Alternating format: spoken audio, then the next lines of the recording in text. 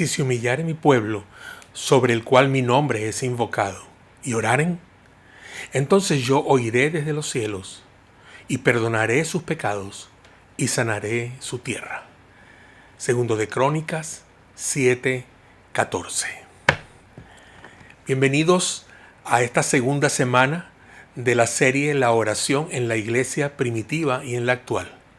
Hoy estaremos abordando el tema La iglesia orando por la dirección del Espíritu Santo. Hagamos una oración. Oren conmigo. Bendito Padre Celestial, muchas gracias por darnos la oportunidad de abordar este segundo estudio y porque este grupo, Padre Santo, pueda entender, Padre, tu palabra, lo que tú quieres traer a su conocimiento. Que tu Espíritu Santo, Señor, abra este entendimiento y explique, Señor, a través de su poder, lo que hoy queremos aprender. Padre amado, bendice al líder de este grupo que tiene una participación importante en esta oportunidad. Y gracias por todos los presentes, porque se han dado cita para glorificar tu nombre. En el nombre de Jesús. Amén. Para el momento en que los discípulos preguntaron a Jesús resucitado, Señor, ¿vas a devolverle a Israel el reino en este tiempo? El Señor, con su respuesta, quita esa incertidumbre que les llenaba de inseguridad en cuanto al futuro del grupo y por derivación de Israel como pueblo de Dios. Él les dice, no les toca a ustedes saber el tiempo ni el momento que son del dominio del Padre. Era una pregunta que carecía de sentido en cierto modo. Desde ese momento, los discípulos debemos entender que el poder del reino no es para Israel. El poder es el de la promesa, de la recepción del Espíritu Santo para testificar en todas las naciones. El poder de la persona del Espíritu Santo es vital para la iglesia desde su inicio hasta hoy, y necesitamos saber mucho de ello. Y este estudio solo se refiere a cómo fue la participación del Espíritu Santo en la iglesia en el primer siglo y cómo podemos nosotros depender del mismo poder cuando oramos al Señor por su iglesia hoy. Como comentario quiero decir que no hay evidencia de oraciones dirigidas al Espíritu Santo por la iglesia del primer siglo. No obstante, la acción del Espíritu Santo fue notoria y las oraciones elevadas a Dios dieron como resultado el cumplimiento de la promesa hecha por Cristo en Juan 14, 16, 17. El Espíritu Santo es la persona de Dios en la dirección de la iglesia de Jesucristo. Se puede orar al Espíritu Santo. Él es Dios. Nada lo prohíbe. Después que Jesús partió a los cielos, hubo oraciones elevadas a Jesús. Ya estaba en el trono, a la diestra de Dios Padre. Él es Dios Hijo. Y el Espíritu Santo siempre ha estado también en el cielo y en la tierra simultáneamente. Y ahora, de forma especial, están en la iglesia. El Espíritu Santo también se relaciona con nosotros de una manera personal, puesto que es un consolador. Los creyentes le conocen y Él nos enseña, nos da testimonio de que somos hijos de Dios y nuestro pecado lo entristece. Es más, el Espíritu Santo ejerce voluntad personal en la distribución de los dones espirituales, porque Él continuamente distribuye individualmente a cada uno como Él quiere. Por consiguiente, no parece ser errado orar a veces al Espíritu Santo directamente, sobre todo cuando estamos pidiendo que haga algo que se relaciona con sus esferas especiales de ministerio en la iglesia, con responsabilidades en la congregación. Este es un tema muy importante que debemos tocar más adelante en algún estudio que pronto debemos preparar sobre el tema de la oración de manera más amplia y sobre la participación del Espíritu Santo en la iglesia. Vamos ahora a tener algo que llamamos en los estudios la palabra de acción. La palabra de acción son versículos que vamos a tocar y que ellos encierran algo que ocurrió en un momento dado Y entonces los vamos a interpretar a la luz de las Escrituras. Los 3 versículos aquí son Hechos 1:14 del 23 al 26 también, 6 del 3, el 3 y el 5, y capítulo 2 del 1 al 42. Los creyentes de la iglesia en el libro de los Hechos por el Espíritu Santo fueron guiados para elegir. Y esto lo encontramos en Hechos capítulo 1, versículo 14. Hechos capítulo 1, versículo 14. Voy a buscar en mi Biblia. Aquí estoy, Hechos versículo 1, 14. Dice, todos estos perseveraban unánimes en oración y ruego con las mujeres y con María, la madre de Jesús, y con sus hermanos. Así que estamos hablando aquí de aquellas personas a las cuales el Señor ordenó que estuvieran en Israel hasta que la presencia del Espíritu Santo llegara el día de Pentecostés. También hay algo que leer en los versículos 23 al 26.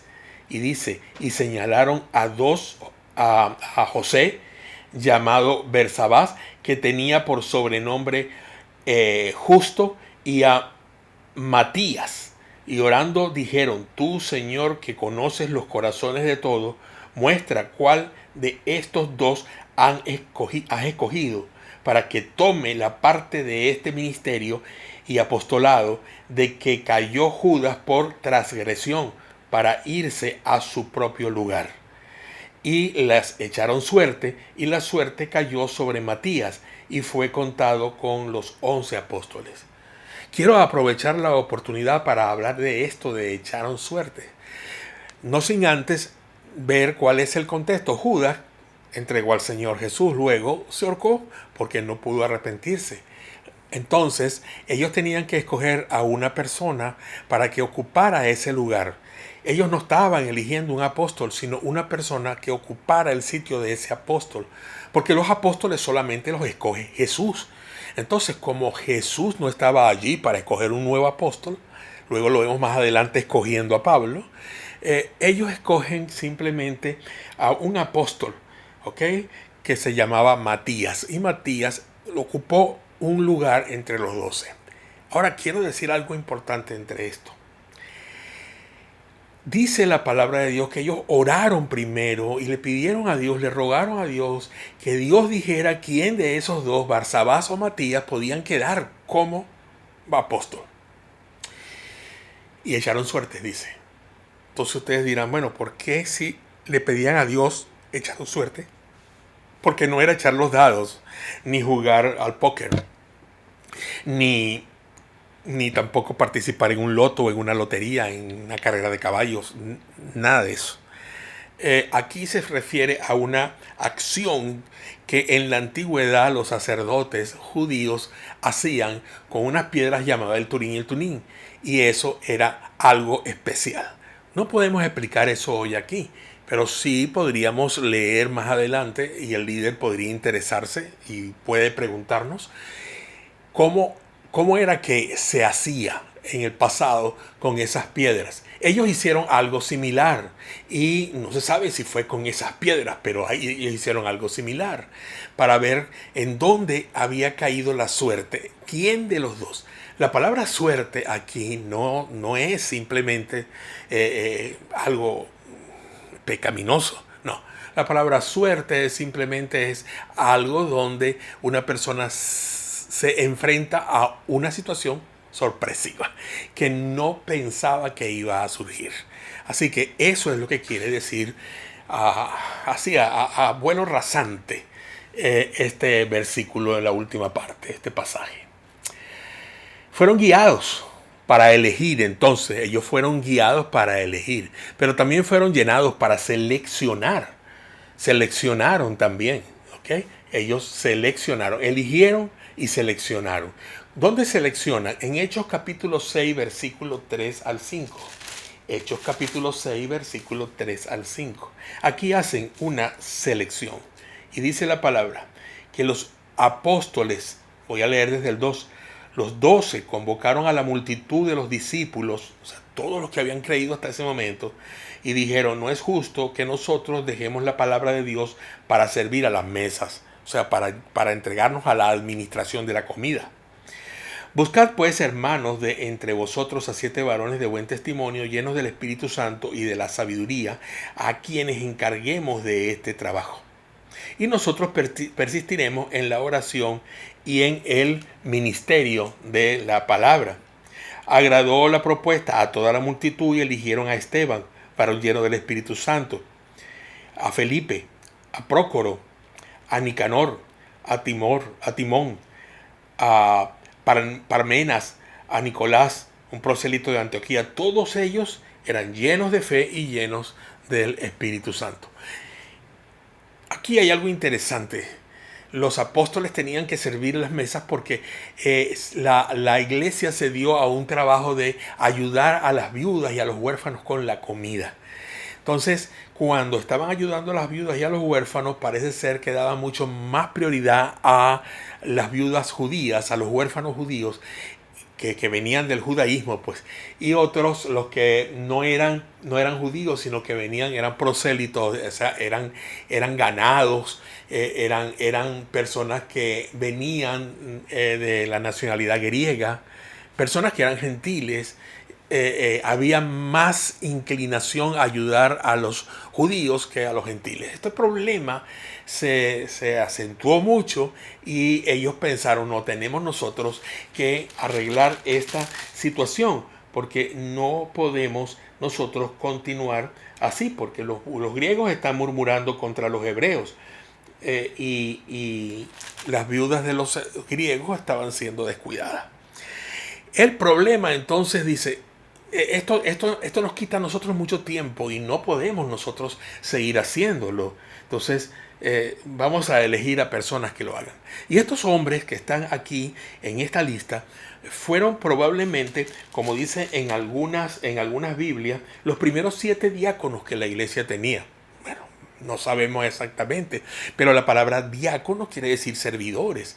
Así que ellos fueron servidores. Y los apóstoles pudieron entonces encargarse, los pastores de la iglesia, que eran los apóstoles, pudieron encargarse de lo que tenían que hacer: estudiar la palabra para enseñar y orar por las personas de la iglesia.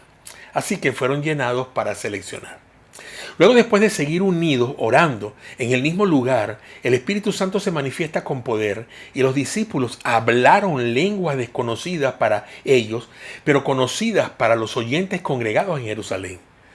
Luego Pedro, lleno del Espíritu Santo, predica el poderoso mensaje que convierte a 3,000 personas. Los que recibieron su palabra, dice, fueron bautizados y se añadieron aquel día como 3,000 personas. Hechos capítulo 2, versículo 41. Miren, hermanos, la iglesia en pocos días tuvo un aumento del 2.500%. Sin duda alguna, el Espíritu Santo plantó la primera iglesia de Jerusalén. Pero son muchas las manifestaciones que veremos. Son muchas las manifestaciones que veremos en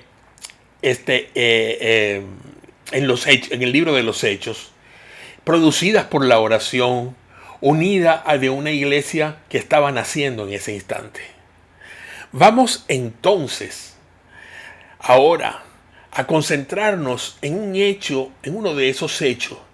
Se encuentra en Hechos 12. Leamos los versículos 4 al 5.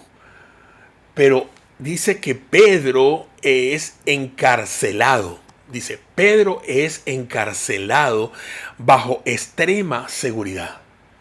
Bajo extrema seguridad. Qué interesante es poder analizar esta situación. Pedro es encarcelado bajo extrema seguridad. Y la iglesia, ¿qué está haciendo en este momento? Cuando dice extrema seguridad, está hablando de que habían 2 soldados romanos puestos dentro de la cárcel, despiertos constantemente, eran cambiados cada cuantas horas para que no se durmieran, eran cambiados por otros que continuaban despiertos y la vigilancia siempre estaba, aun cuando Pedro podía dormir, porque hay que ver que Pedro tenía un sueño pesado. Ya veremos por qué. Entonces, Pedro, encarcelado bajo una extrema seguridad, tenía un guardia romano a su derecha y un guardia romano a su izquierda. Y esos dos guardias estaban encadenados a Pedro, o mejor dicho, Pedro estaba encadenado a ellos. No había opción para poder escaparse. No había nada que pudiera hacer Pedro sin contar con la aprobación de estos dos hombres y poder escaparse de ellos. También, si ellos le aprobaban escaparse, ellos iban a perder la vida. Seguramente iban a ser sacrificados por lo que hicieron, condenados a muerte. Ahora, en el versículo 5, en el momento planeado por Herodes para sacarlo, algo está sucediendo. Ya Herodes estaba planeando sacarlo de allí, de ese lugar, y enviarlo fuera. La iglesia estaba reunida. La iglesia estaba reunida orando por Pedro, y su oración fue escuchada en el curso de la noche anterior a su ejecución. ¿Cuál fue el producto de esta oración? ¿Qué fue lo que pasó? ¿Cuál fue la respuesta? Un ángel libertó a Pedro de una manera prodigiosa. Cayeron las cadenas. Los hombres no se dieron cuenta. Más bien el ángel tuvo que pegarle en el hombro a Pedro fuerte, porque Pedro estaba tranquilamente durmiendo, profundamente dormido, la noche antes de su ejecución. Estaba tan profundamente dormido que la voz del ángel no lo despertó, sino el golpe que le dio el ángel. Cuando el ángel le da un golpe en el hombro, le dice: levántate pronto, en el versículo 7. Y todavía ahí medio dormido, medio bostezando, restregándose los ojos, se levantaba y sigue al ángel. Apenas cuando éste desaparece, se recobra del todo y reconoce que es la acción del Espíritu Santo la que lo ha salvado milagrosamente. Los discípulos oraron y fueron llenos del Espíritu Santo en alguna otra oportunidad. Cuando nosotros vemos, cada vez que los discípulos oraban, en algunas oportunidades eran llenos del Espíritu Santo, de modo que se agregaban más personas a la iglesia en un solo día. La iglesia en Hechos oró por Pablo, y cientos de iglesias nacieron en Asia Menor y Europa directamente por el ministerio de Pablo en respuesta a las oraciones. Es interesante poder leer todo el libro de los Hechos. Háganlo, por favor, aunque vamos a tratar muchas de las cosas en cuanto a la oración del libro. Léanse el libro de los Hechos completo, que cuando vengan la semana que viene ya ustedes conozcan todo lo que ha sucedido en el libro de los Hechos. Vamos ahora a pasar, para finalizar, la discusión en el grupo. Este periodo de tiempo lo va a dirigir el líder. Okay, lo va a dirigir el líder. La pregunta básica es: ¿qué se requiere hoy para que nuestra iglesia ore y ocurran cosas como estas? ¿Qué se requiere hoy para que nuestra iglesia pasen cosas como las que ocurrieron cuando ore, como las que ocurrieron en el libro de los Hechos? El líder les va a orientar y todos juntos van a llenar con sus ideas cada línea en relación al versículo previo. Lean el versículo y expresen su respuesta. Aquí les voy a dejar un ejemplo. En Hechos capítulo 3, versículo 1. Vamos a buscar Hechos 3.1. Yo guardé mi Biblia ahorita. Okay, aquí la tengo ya. Hechos 3.1 dice de la siguiente manera: Pedro y Juan subían juntos al templo a la hora novena, la de la oración. ¡Wow! ¡Qué bueno! Pedro y Juan subían juntos al templo a una hora específica, que era la hora novena, de acuerdo a la forma en que se contaban las horas del día por los judíos, a la oración. En el siguiente versículo, si ustedes siguen leyendo, a lo mejor van a hablar, se va a ver el asunto de un cojo, pero eso es otro evento diferente. Otro evento diferente. O sea, que en el momento en que Pedro y Juan subían, se dirigían al templo a reunirse. Entonces iban a orar o a reunirse en el local de la iglesia. El cojo estaba ahí, sucedió lo que él dice la palabra, pero lo que tenemos que tomar en cuenta es la idea central del versículo 1. Dice que Pedro y Juan subían juntos al templo. Era una costumbre, un hábito religioso de los judíos ir al templo a Jerusalén a esa hora novena para orar. Entonces, en esa línea, ustedes pueden buscarlo en las posiciones que están más adelante, que están las líneas vacías, el versículo y la línea vacía, y ustedes lean los versículos, cada uno tome uno, empiece a analizarlo, el líder le dará un versículo a cada uno y luego entre todos van a compartir qué es lo que consideran. No es necesario llenar todo si son pocas personas. Lo importante es que ustedes verdaderamente hagan por lo menos uno de ellos. Yo los dejo allí. La respuesta de este versículo puede ser la que está allí escrita, reunirse en el local de la iglesia o reunirse para orar en la iglesia, reunirse en el templo, lo que ustedes consideren que puedan poner que tenga que ver de acuerdo con la interpretación de ese versículo. Muy bien, los dejo con su líder en este momento. El Señor los bendiga. Nos reuniremos la siguiente semana.